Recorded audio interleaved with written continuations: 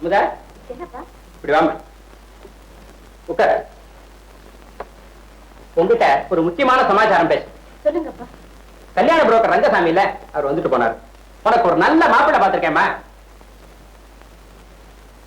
என் கல்யாணத்தை பத்தி நானே உங்ககிட்ட பேசலான்னு இருந்தேப்பா. ஆபீஸ்ல எங்க கூட சந்தான்னு ஒருத்தர் வேலை செய்யறாரு.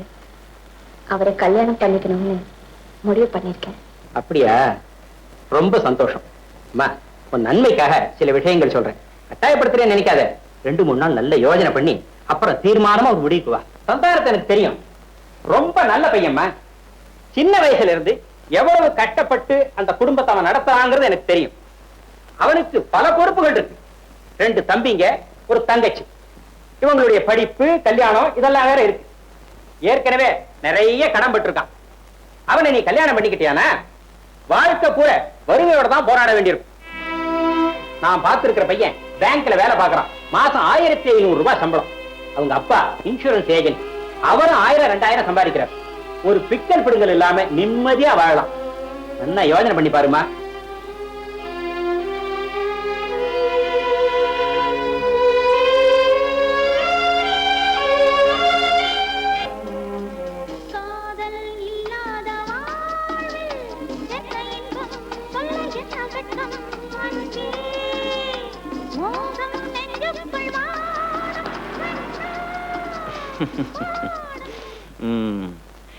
காதல் இல்லாத வாழ்க்கையில என்ன இன்பம் சொல்ல என்ன வெக்கம். நல்லா அனுபவிச்சு எழுதிருக்காங்கல்ல அமுது. நீ என் வாழ்க்கையில வந்த பிறகுதான் இன்பம்னு என்னங்கிறது நான் தெரிஞ்சுக்கிட்டேன். நீ எனக்கு கிடைச்சது என் பாக்கியம். வாழ்க்கையில அவ்வளவு கஷ்டப்பட்டீங்களா? என் கதையை கேட்டா நீ ரொம்ப ஆச்சரியப்படுவ. 4 வயசா இருக்கும்போது எங்க அப்பா இருந்துட்டார். அன்னிலிருந்து குடும்பத்தை காப்பாற்றுற பொறுப்பு என் தலையில விழுந்துச்சு. ரொம்ப பெரிய காரியம்தான். தம்பி படிக்குதில்ல? இன்னொரு வருஷம் தான். அடுத்த தம்பி தான் ஒழுங்கா படிக்க மாட்டேங்கிறான். தங்கச்சி பிஎஸ்சி படிக்குது. அதுக்கெல்லாம் நிறைய செலவாகுமே. அதுக்கு மாசம் எப்படியும் ஒரு 400 ரூபாய் 500 ரூபாய் பணம் வேணும். இந்த காலேஜ் துறக்க சமயம் வந்துட்டா அதுக்கு எப்படியும் 1000 ரூபாய் 2000 ரூபாய் மேலே ஆயிடும். தங்கச்சிக்கு வேற கல்யாண செலவு இருக்குல்ல? அது நினைச்சாதான் ரொம்ப பயமா இருக்கு. அதுக்கு ஒரு 10,000 ரூபாய் பணமாவது வேணும். என்ன பண்றது, பல பிரச்சனைகள்.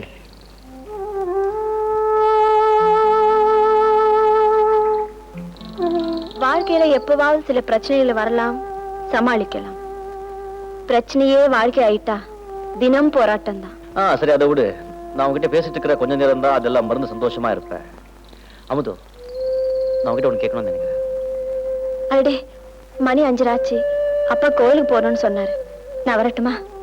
சரி, போ, நாளைக்கு பேசுவோம்.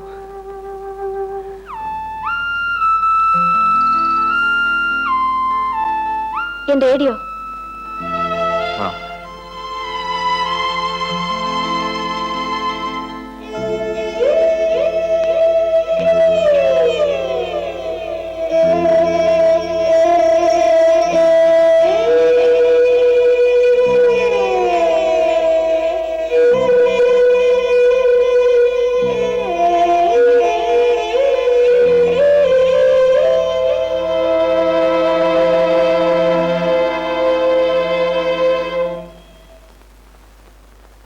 Good morning Naidu sir. Good morning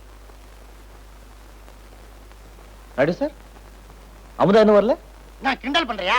அவன் நேத்தே வேலையை ரிசைன் பண்ணிட்டு போயிட்டாளே. என்ன? நகமும் கதையும் போல, வானமும் பூமியும் போல, பூவும் வாசமும் போல, புளியோதரையும் தயிர் சாதமும் போல அப்படி எல்லாம் இருந்தீங்களே, உனக்கு தெரியாமலா அவ போயிட்டா? இதை இருக்குது பார், அவ கொடுத்த ரிசிக்னேஷன் லெட்டர்.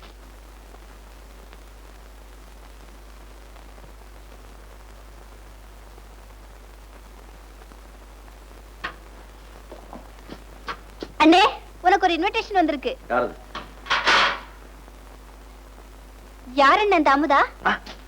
அது எங்க ஆபீஸ்ல வேலை செய்யற பொண்ணுங்க முதல்ல. இல்ல, இன்விடேஷன் தான் வந்திருக்கு. அதுல அமுதாவுக்கும் பாலு கல்யாணம் போட்டிருக்கு.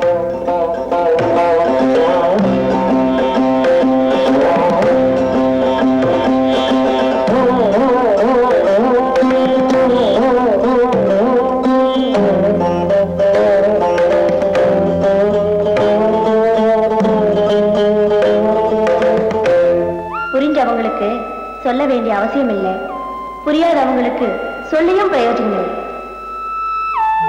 என் விடைய பழிச்சுன்னு சொல்லிடுறேன். 1 1 2. அப்ப அடுத்த வருஷம் 3.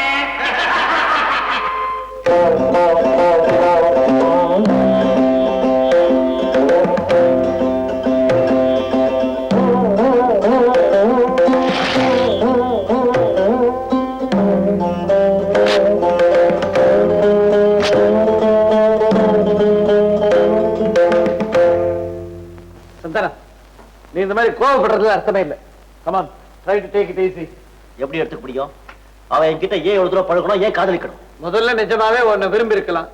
அப்புறம் உன் கூட நெருங்கி பழகினதுக்கு அப்புறம் உன் கஷ்டம் எல்லாம் அவளுக்கு புரிஞ்சு இவன் கூட வசதியா வாழ முடியாதுன்னு நினைச்சு மனசை மாத்திக்கிட்டு இருக்கலாம். வசதியா வாடுறதுக்கு பேர் தான் காதலா?